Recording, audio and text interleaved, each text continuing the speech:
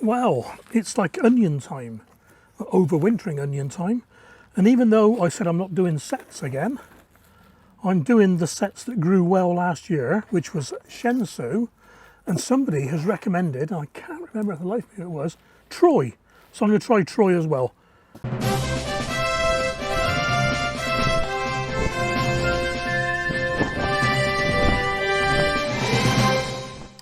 I'm also going to start off some Marco garlic in some cells, but we'll do that a bit later. So first thing, check the sets are all right, and these actually look quite good from the outside. But let's have a quick feel.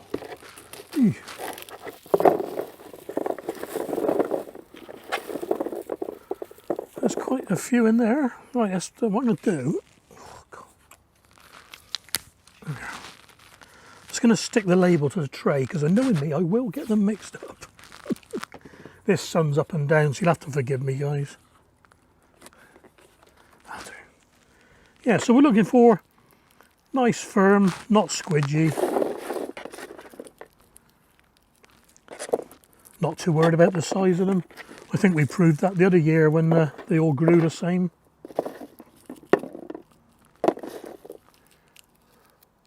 That one's squidgy, look. These are non-heat treated. That's a bit shriveled, so I'm not going to use that one. These are non-heat treated as well, so... well, they didn't bolt last year, so...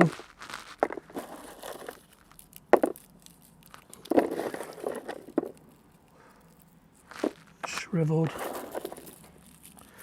They may be alright, the shriveled ones, but, you know, there's no point wasting time on them. I think I've got plenty here. They look good, that's the thing, you know, it's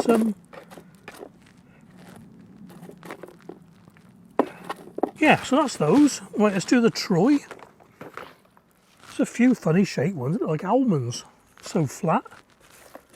Anyway, so a quick count, what we got now? 2, 5, 10, 15, 20, 25, 30, 35, 40, 45, about 55 there, 45, 50, yeah, about 55 in each. So, now the cell trays I'm going to be using are, I think these were recommended by Nigel actually, they are Garland Premium 24 cell inserts, and they're rigid, and they fit inside trays. Not that I want them to fit in trays, because they're going to be in here for 3 weeks maybe. So what I was doing, I got, I'm going to do 24, I'm going to do 48 of each, that'll be enough. I got a few spares then. Last year I did them in the Charles Dowding 60 to CD 60 tray, and to be honest, they're a little bit too small. They look like they're ideal, but nearly every single onion poked out so that let's get a big one. So they were like that. The roots were showing. They just wouldn't stay in the cell, you know. So this year I'm going to use the bigger ones. So I'll do the garlic later. So saying that, let's get the compost here.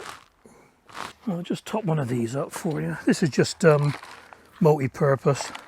Some new, some old. It's all just mixed together. The onions are only going to be in here for a few weeks really, so it doesn't really matter that much. Just need something to get the roots going. Volunteer potato, don't really want that.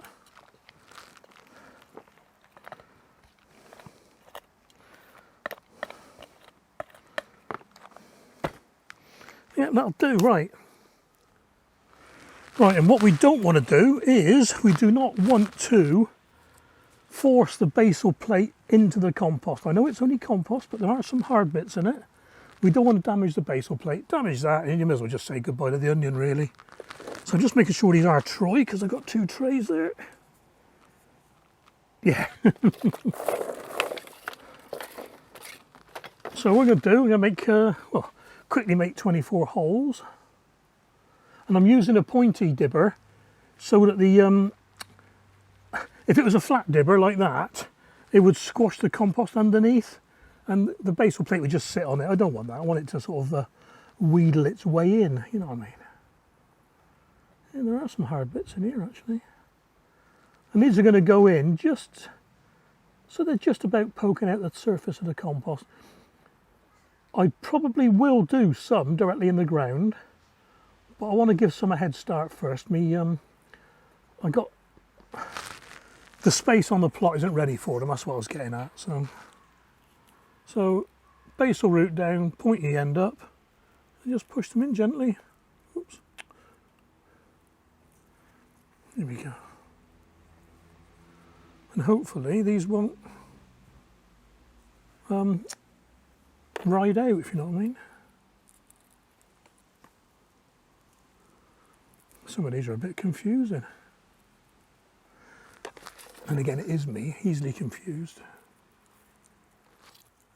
Because by doing this as well, you're having a second quality control as well by looking at them before you plant them. So the first one was just get rid of any squidgy, wrinkly old ones.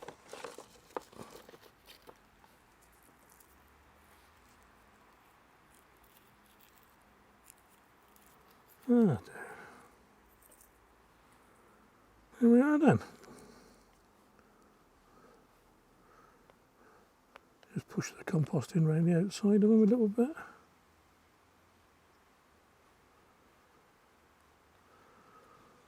And I will give them a gentle watering later on. I'm not doing it just yet. I'll get them all done first. Okay then, back in a bit.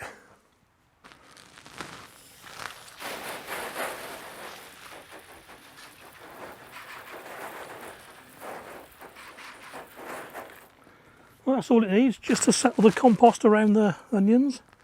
And I shan't be touching them again now, just let the rain do it all. Right, so as I mentioned garlic, one thing I'm going to try this year is starting garlic off in cells as well. I'm only going to do the one bulb, I think, because one's got to go in the freezer, two got to go in the ground. So I've got a 15 cell tray here, just see what we've got. Cool.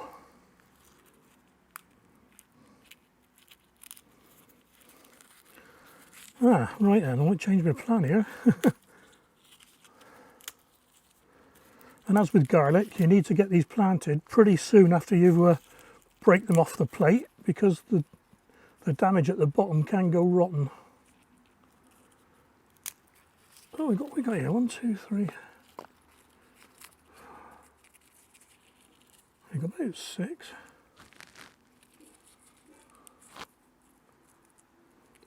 God, these are hard to split. There we go. And that one's got the big lump on it. Look, so I'll break that off. There we are. So we've got 6 there. I'm going to do another one. Yeah. And I'll do one in the freezer, one in the ground. I'll explain to the freezer bit in another video.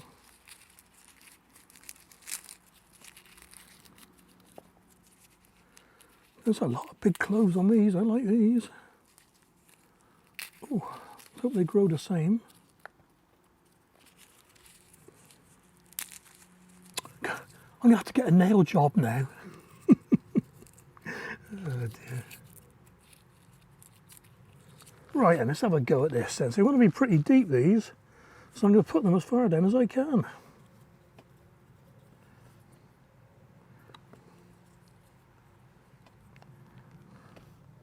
And again, they're only going to be in for, well, just enough to get the roots growing, really. Give me a chance to clear a space on the allotment.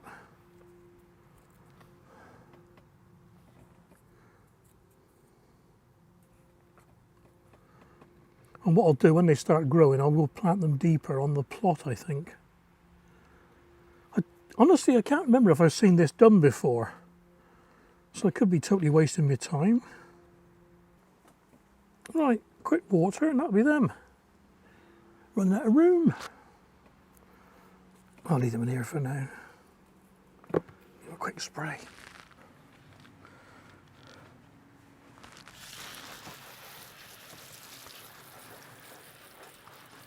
That'll do. We'll let nature take its course.